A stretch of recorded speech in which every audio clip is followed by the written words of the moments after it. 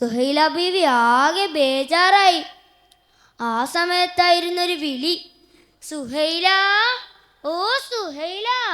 ജാബിറുള്ളാഹിന്റെ വിളി കേട്ടപ്പോൾ ഭക്ഷണം എടുത്തു കൊടുത്തു. മുത്തുനബി ഭക്ഷണം കഴിക്കാൻ ഇരിക്കുന്ന സമയത്തായിരുന്നു ഒരു ചോദ്യം. അല്ല ജാബിർ, നിന്റെ രണ്ടു മക്കളെവിടെ? ജാബിറുള്ളാഹു സുഹൈല ബീവിയോട് തിരക്കി. സുഹൈല ബീവി പല വിധത്തിലും വിഷയം മാറ്റാൻ ശ്രമിച്ചു, പക്ഷെ കഴിഞ്ഞില്ല. ഒടുവിൽ ആ സത്യം പറഞ്ഞു.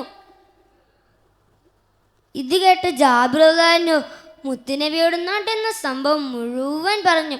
മുത്തുനബി പറഞ്ഞു, യബുനയ ജാബിർ, ജാബിറിന്റെ രണ്ടു മക്കളും എഴുന്നേറ്റ് വരൂ. മുത്തുനബിയുടെ വിളി കേട്ടപ്പോൾ ജാബിറുള്ളാഹിന്റെ രണ്ടു മക്കളും എഴുന്നേറ്റ് വരുന്നു. അത്യത്ഭുതം!